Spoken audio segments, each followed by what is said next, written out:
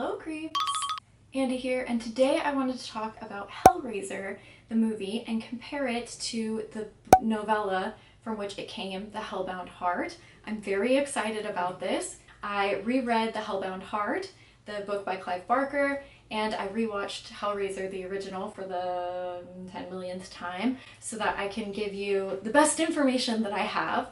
Know that I'm going to be giving plot points away. I'm going to be reading passages from the book, so keep that in mind in case you haven't seen the movie for some weird reason or read the book. Just know that I'm going to be talking in depth about both. What did I do with this stuff? Oh, here it is. I have a lot of information to get through today, and so we're just gonna start. We're just gonna jump right in. We're gonna be talking about the descriptions of the Cenobites in the book versus how they look in the movie. Some differences in characters as well. Similarities and differences in them. The description of the box in the book versus what it looks like in the movie. Famous quotes and things that I find better in each of them as well. So first, let's just start with a general plot. Both of them are the same. There's a man named Frank. He is seeking otherworldly pleasures, and so he finds this thing, this puzzle box that supposedly will bring him the Cenobites, and they will help him experience pleasure that he can't even imagine. So he does this, the Cenobites come, take him away. In that same house, his brother moves in with his wife. It's a house that was given to them, like they inherited it, the two brothers, and they live there. Julia finds Frank in shambles when he escapes the Cenobites and comes back to the real world, this reality. Julia helps him by bringing men, murdering them, and having Frank feed on their bodies so that he can become whole again, with the promise of escaping and leaving the father behind. In the book, his name's Rory. In the movie, his name's Larry. Leaving Rory, or Larry, behind so that Frank and Julia can be together again. What adds a little bit of complexity to the story is there's another character named Kirsty, which we'll get to a little bit later, and the story, continues from there. Will he escape the Cenobites? Will the Cenobites get him? What will happen? Let's find out. So the basic plot is the same in both. I mean, that doesn't change at all. The movie stays pretty true to the book in that sense. And it is interesting because Clive Barker did write and direct the movie Hellraiser 2. So it's really interesting to see a novella being written by somebody and then him being able to come in, write the script, and film the movie. And there are still so many similarities and differences between them. You guys know these are my favorite videos to do, these movie versus books. I just think it's so interesting to see where something came from, how it's changed for the screen, because obviously you can't keep everything exactly the same. And it is interesting in this particular case to see one person be the face of everything, be the writer, be the director, and still see so many differences between the two. So anyways, let's talk about the box. I see some comments about this sometimes. Hellraiser is one of my absolute favorite movies in the world. I'm obsessed with it, so much so that this right here is how my husband proposed to me, through the puzzle box. So this is one of my favorite movies of all times. I absolutely adore this. I adore the book. I adore the movie. I love everything about it. I even got to meet Doug Bradley, who is the face of the lead Cenobite, who fans call Pinhead. I got to meet him a few years back. Know that I'm a huge fan of both of these going in. But, but I was gonna say, let's talk about the box. So this is what the box looks like in the movie. However, in the book, it is described a bit differently. It says that it has 6 black lacquered faces. It also is made by the maker of Singing Birds, so it has a musical mechanism to it as well. It has fitted slots in it and oiled pegs, and inside is polished. So a bit of a difference with this. With each turn, a further melodic element was brought into play. So as Frank is turning it, there is a different tune that is being made. And then of course you have the bells that begin tolling when Frank begins opening it. That of course is in the movie as well. And then, there's a bit of a description on the inside too. When Kirsty opens it, it says she caught fresh glimpses of the polished interior and seemed to see ghosts' faces twisted as if by grief or bad glass howling back at her. So you seem to see the faces or the essence or the soul of the person that the box has eaten, for lack of better words, in it when it is open, which I thought was a cool thing to be in the book that isn't necessarily in the movie. Oh, there's also a description too of how it has lines in it and you can't really see them unless you look particularly close, and the reason why Kirsty was able to see them was because there was blood on the surface of the box and it leaked into those lines. So from what I gather, it was supposed to be just a black face and just look like a typical box, and then once you look closer you can see these like kind of intricate lines in them. I'm gonna put this back right here, and then let's talk about the bells as well. When the bells began tolling, it says that Frank became aware that his stomach churned so violently at the sound of the bells, and he also found that the sound was coming from somewhere much more distant through the very door as yet invisible that the box had been constructed to open. I guess like my big overall arching point is that the book is just so much more visceral than the movie is, which obviously makes sense because we're describing things in words and our imagination can describe to us what they are. And so yeah, it's just interesting to see the difference between reading something and thinking of it yourself versus watching it. There's just a big difference between the two, so I wanted to incorporate quotes from here. Okay, so now let's describe what the Cenobites look like in the Hellbound Heart versus what they look like in the movie Hellraiser. So here are the 4 Cenobites that are in the movie Hellraiser. We know them, we love them, we have spicy dreams about them. Nope, just me? Okay, let's continue on. But they are described a little bit differently in the book. So first of all, who are they? They are Cenobites, theologians of the Order of the Gash. What does that mean? No clue. Then this is very interesting too. It is described that they are glowing. So it says a fitful phosphorescence like the glow of deep sea fishes, blue, cold, charmless. There's also description of each one. So let's go through and talk about what the Cenobites looked like. So we have our first Cenobite here. Why was Frank so disturbed to see them? It says, was it the scars that covered every inch of their bodies, the flesh cosmetically punctured and sliced and infibulated, then dusted down with ash? Was it the smell of vanilla that they brought with them, the sweetness of which did little to disguise the stench beneath? Or was it that as the light grew and he scanned them more closely, he saw nothing of joy or even humanity in their maimed faces, only desperation and an appetite that made his bowels ache to be voided? So here we have the very first Cenobite. It says, Frank had difficulty guessing the speaker's gender. It says his clothes, some of which were sewn to and through its skin, hid its privates. When it spoke, the hooks that transfixed the flaps of its eyes and were wed by an intricate system of chains passed through flesh and bone alike, to similar hooks through the lower lip were teased by the motion, exposing the glistening meat beneath. That is our first description of the first Cenobite. Now, listen closely, because this is super interesting. Every inch of its head had been tattooed with an intricate grid, and at every intersection of horizontal and vertical axes, a jeweled pin driven through its bone. Its tongue was similarly decorated. Okay, so that is of course the lead Cenobite who we know in the movies and who fans have dubbed Pinhead. However, listen to this. Its voice, unlike that of its companion, was light and breathy, the voice of an excited girl. Was Pinhead originally made to be female? Which kind of gives new meaning and new reason for why the Pinhead in the remake is a female. And what's interesting and the difference between them, of course, is that its tongue was similarly decorated, meaning that its tongue had the nails in it just as its head did. So that's pretty cool. Here we have our third Cenobite. This one says that its features were so heavily scarified, the wounds nurtured until they ballooned, and its eyes were invisible and its words corrupted by the disfigurement of its mouth. So now let's talk about the fourth Cenobite that shows up. It says, not it, but she. The woman beneath her clothes was gray yet gleaming, her lips bloody, her legs parted so that the elaborate scarification of her pubis was displayed. She sat on a pile of rotting heads that smiled in welcome. And then it said that their rot, the rot of the corpses, was beneath her nails, and their tongues lay out in ranks on her oiled thighs. Frank says he did not doubt that the brains now seeping from their ears and nostrils had been driven to insanity.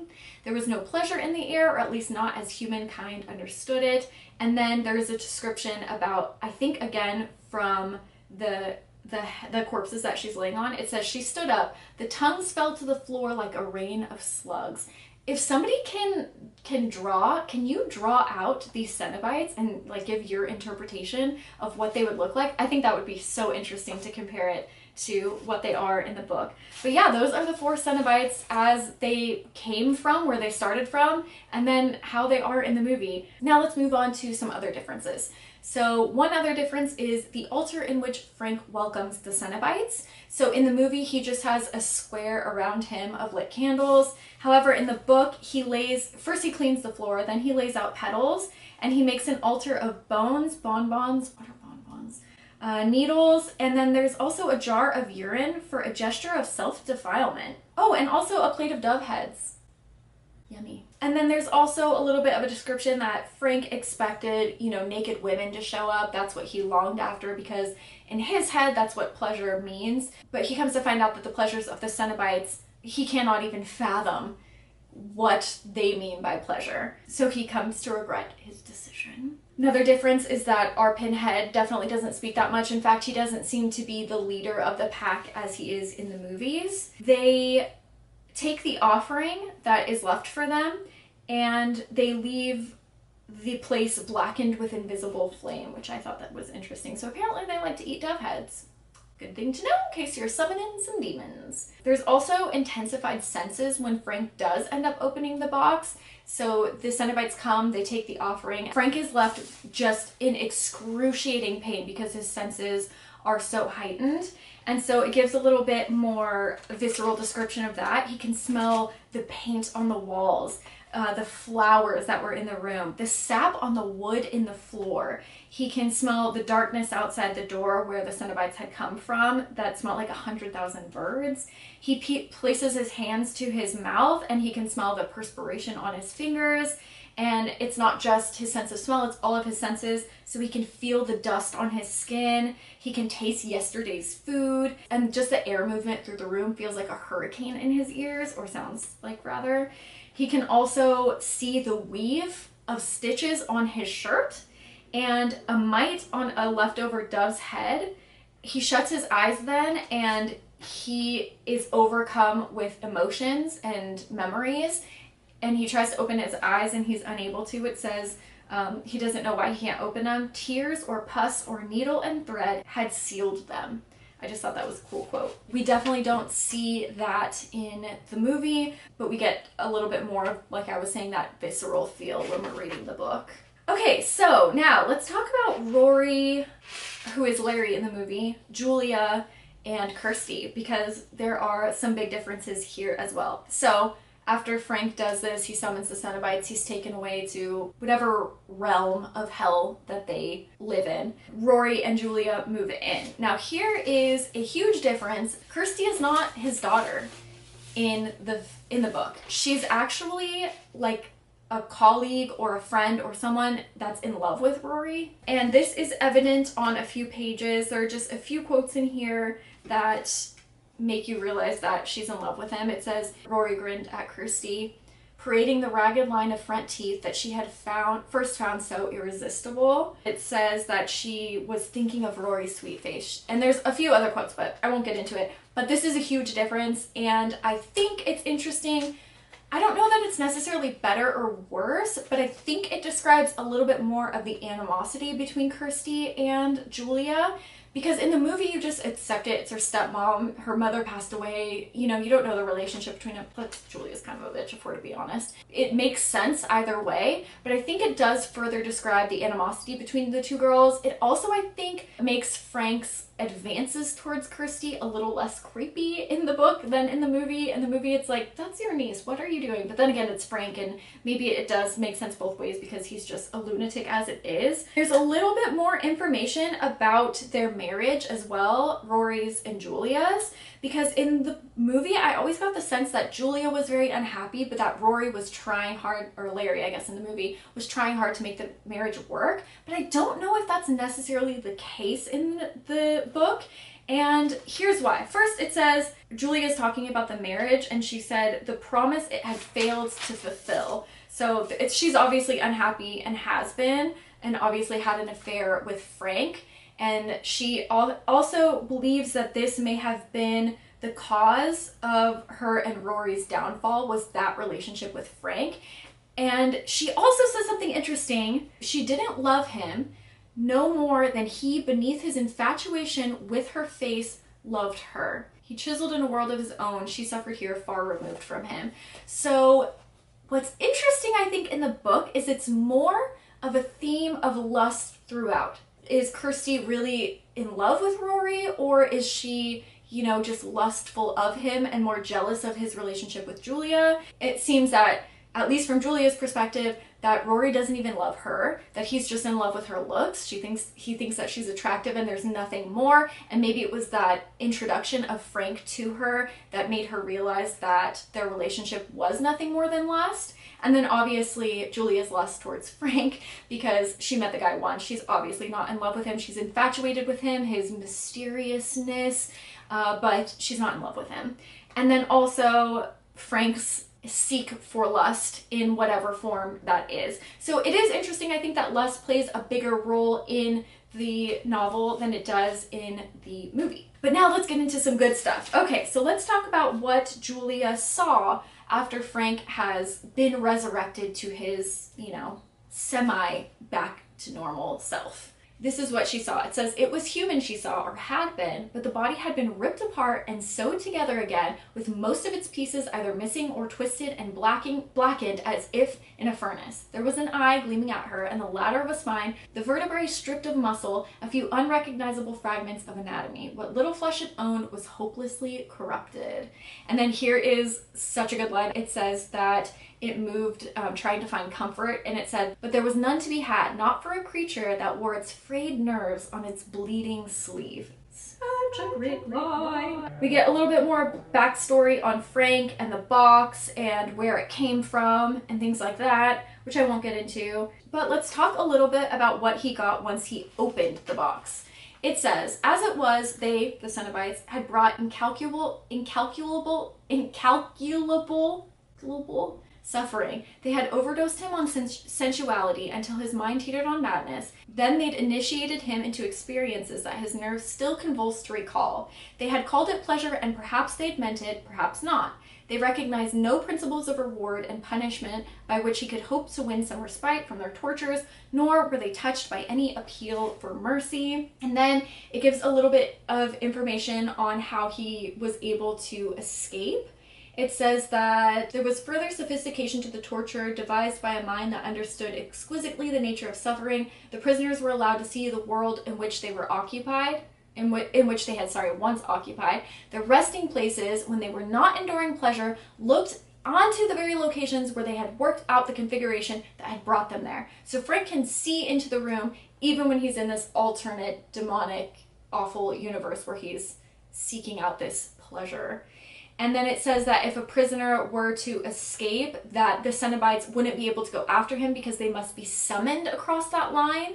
And without an invitation, they were just left to be unable to reach their prisoners. This is a little bit different also in the movie versus book, where the movie, the Cenobites are like, no one's ever escaped us. What do you mean? And this one, there are people who have escaped before, but we'll talk about also the Cenobites in 1 second. One line that I really loved when Frank is asking Julia not to look at him, he says, I'm only half made, and I just love that line. And then we also get a description of Frank after he consumes the bodies. Where there had been withered cartilage, there was now ripening muscle. The map of his arteries and veins was being drawn anew. They pulsed with sudden life. There was even a sprouting of hair, somewhat premature perhaps, given his absence of skin on the raw ball of his head. So again, just more visceral descriptions. Let's talk about famous quotes. Come to Daddy is in here. No tears please, it's a waste of good suffering is in here. They came from the original.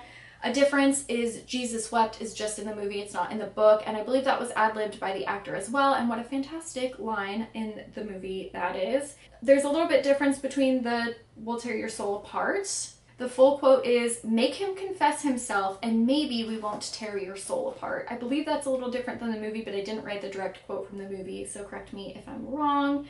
And then another difference is that Kirsty ends up with the box in this version. In the movie, she does not end up with the box.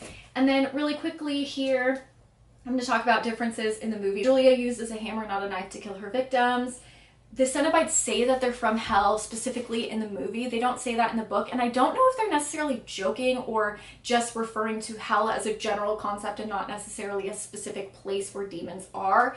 But Kirsty says go to hell, and one of them says we can't, not alone, not without you. Yeah, but I don't know if they mean a literal hell or just hell in the sense of what humans can conceptualize where they're from. Other differences in the movies: Kirsty's dream, the monster that chases after her, and the homeless cricket eater. Those are all differences. And then just really quick, let's talk about what I prefer in both the book and the movie. So what I prefer in the movie: the set designs and practical effects are fantastic. The pillars with the chains that are rotating with the meat hanging from them, those are just fantastic. I mean, the set design in this movie is surreal. The practical effects are insane for it being an 80s horror film. It still, I think, holds up today. Most of it, there's, you know, a little bit of stuff that you're like, oh, okay, that they changed that today, it might look a little bit better, but you get what I'm saying. Frank growing back is one of the best, most horrific scenes in a horror film that I can think of. Frank's leaking, oozing body in the movie, every time he moves, he's just falling apart. It's so gross and disturbing. And then another big difference is that the Cenobites are definitely smarter in the movie. They know that it's Frank that has taken over Larry's body, and they also can't be trusted because they say that they're not going to take Kirsty, or they say we might not take you, and they still go after her in the movie. Here they keep their word, and so I kind of prefer that in the movie. You can't trust them because they're freaking Cenobites. Why would you trust them? You can't trust a Cenobite. No. The last thing that I prefer in the movie is that the Cenobites talk less. I prefer when my villains speak less. I think it's creepier. And here they're having full-on conversations. They're explaining to her where the box came from. She opened it accidentally. They're, you know, like it's too much explanation from the Cenobites. I feel like they're a lot creepier in the movie because the very few lines that they do speak are very pointed, they're very specific, and they're very disturbing. And then what I preferred in the book: there's definitely more explanation of certain things in the book. You get more explanation of how Frank escapes the Cenobites, which read the book yourself to find out because it is interesting. There's a little bit more information on where the box came from and how he gets a hold of it and things like that. There's also more information on the relationship between the characters, the marriage of Julia and Rory. The book is definitely more visceral. You get beautifully described awful things. That is Clive Barker's forte. That is why I love him so much. His ability to describe the most horrific things with such beautiful, flowery language is just genius, to be honest. And then the last thing that I'll say that I preferred, which I don't know if it's necessarily that I preferred it, because I don't really think that the relationship between Kirsty and Rory, or Kirsty and Larry, being daughter or being a girl that's in love with him, really make much of a difference. But I will say, like I said earlier, I think it better explains the animosity between the two women a little bit more. Oh, ow, I just hit my head. So there you have it. That is Hellraiser versus the Hellbound Heart. They are both from Clive Barker. They are both genius pieces. I don't necessarily like one over the other. I think that they are fantastic companion pieces. They fit well together. They fill in the holes in which the other one doesn't fully paint the whole picture. And I think that they're definitely worth both checking out. So if you've seen Hellraiser, I highly suggest you read The Hellbound Heart. If you've read The Hellbound Heart and haven't seen Hellraiser, yeah, watch Hellraiser. But anyways, thank you so much for watching. I hope you guys enjoyed this video as much as I enjoyed making it. Honestly, this is one of my favorite horror books and horror films ever. And yeah, let me know what you guys think are interesting differences and similarities, what you liked, what you didn't. And I will see you soon with another horror video. Bye guys!